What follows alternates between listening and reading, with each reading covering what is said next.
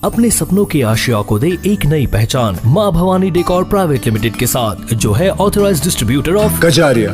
देश की मिट्टी से बनी टाइल से देश को बनाते हैं। और जहाँ मिलती है सभी प्रकार के Indian and imported granite, marble, sanitary एवं कोटा स्टोन का अनोखा एवं आकर्षक संग्रह। माँ भवानी डेकोर प्राइवेट लिमिटेड मतलब a complete floor solutions. New 0 mile Dadar road, Muzaffarpur. Call 9934753111।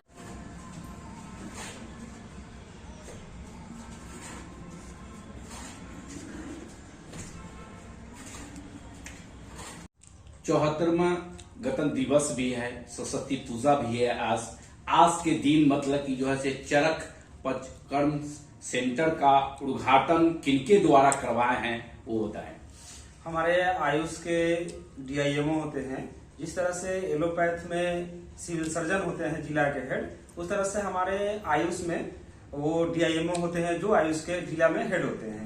और वो सर आए हुए थे और बहुत ही समय दिए और सभी देख करके फिर उद्घाटन किए, सभी देख करके और पंचकर्मा का वगैरह सब चीज समझ करके जान करके और उन्होंने ये उद्घाटन करने का कार्य किया। उनका क्या नाम था?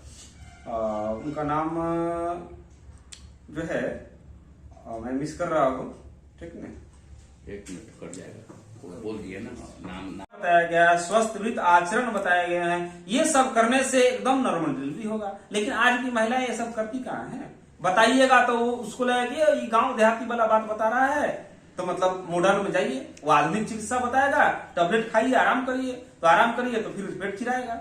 आजकल मतलब देख रहे हैं कि लोग भूलने की बीमारी हो गया है, भूल जाते हैं कल नाश्ता में क्या किया वो भी याद नहीं रहता है लोगों को। ऐसा भूलने करके बीमारियां बहुत ज्यादा बढ़ रहा है।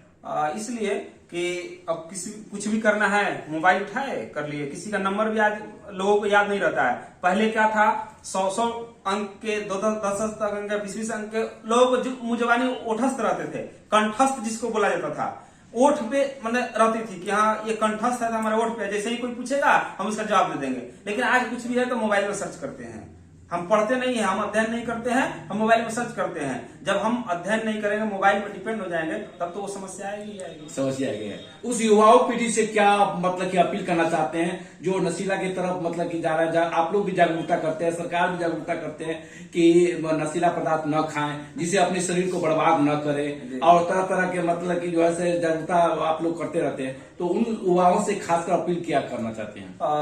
मैं विश्व के सभी युवाओं को निमंत्रण दूंगा कि आप जितना जल्दी हो सके आयुर्वेद के शरण में आ जाएं। मतलब आयुर्वेद जो है स्वस्थ से स्वास्थ्य रक्षण में वो जीवन जीने की कला सिखाती है, तो चिकित्सा की आवश्यकता बाद में नहीं पड़ेगी। अगर आप आयुर्वेद के शरण में हैं तो आपको गंभीर बीमारी भी नहीं होगी और ज्यादा खर्च भी नहीं पड़ेगा। मतलब रोगी हो जाने के बाद आप डॉक्टर के पास जाते हैं तो जहां 5,000 रुपया लगने वाला है, अगर रोगी नहीं हुए हैं, अगर स्वस्थ हैं, अगर उस समय डॉक्टर के पास जाते हैं तो उसको 200-100 रुपया में आप निरोग रहिएगा। इससे ज्यादा आप क्या कर सकते हैं? तो उन युवाओं से और मतलब कि वो अपील करते हैं कि नशीला पदार्थ न खाएं।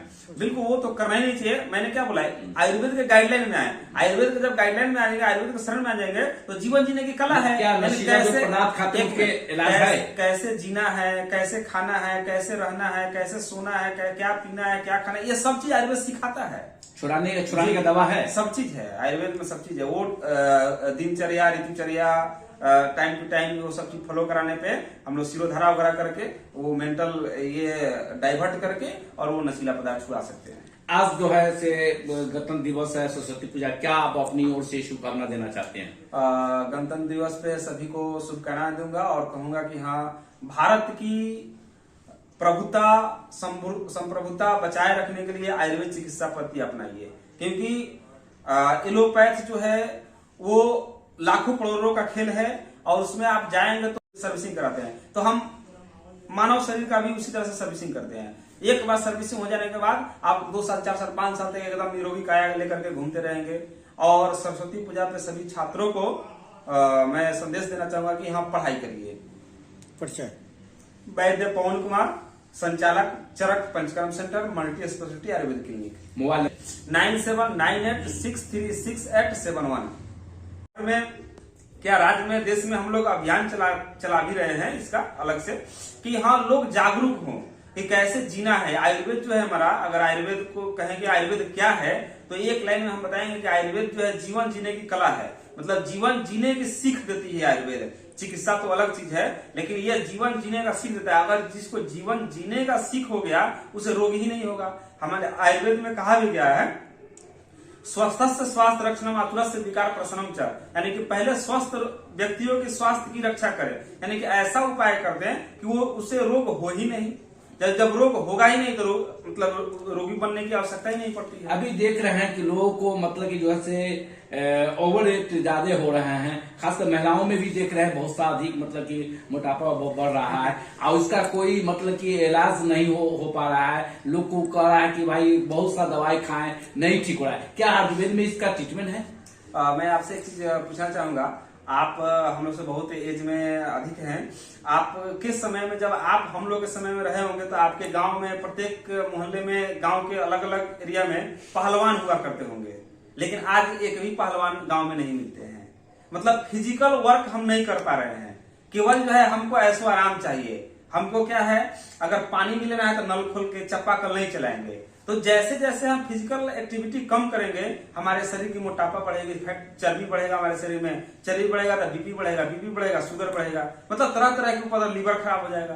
तो ये जब तक हम फिजिकल अटैचमेंट नहीं रखेंगे, फिजिकल वर्क नहीं करेंगे तो ये मतलब रोग तो होना ही है। अब देखा जा रहा है महिलाओं में खासकर देख रहे हैं कि और मतलब कि जो है सीजर के ज्यादा हो रहे हैं, नॉर्मल डिलीवरी बहुत कम हो रहा है। ऐसा क्यों हो रहा है? बस अभी मैं खुद अपनी ही बात बता दूं, मेरी ही वाइफ का डॉक्टर ने सिजेरियन किया। अब मेरे एक कलीग हैं डॉक्टर रंजीत, उनका भी वाइफ का सिजेरियन नहीं हुआ। मेरे एक कलीग हैं डॉक्टर सुनील, उनका भी वाइफ का सिजेरियन नहीं हुआ। मतलब एक ट्रेंड एक तरह से चला गया है और ये उस महिलाओं में ज्यादा हो रहा है जो फिजिकल वर्क नहीं कर रही है।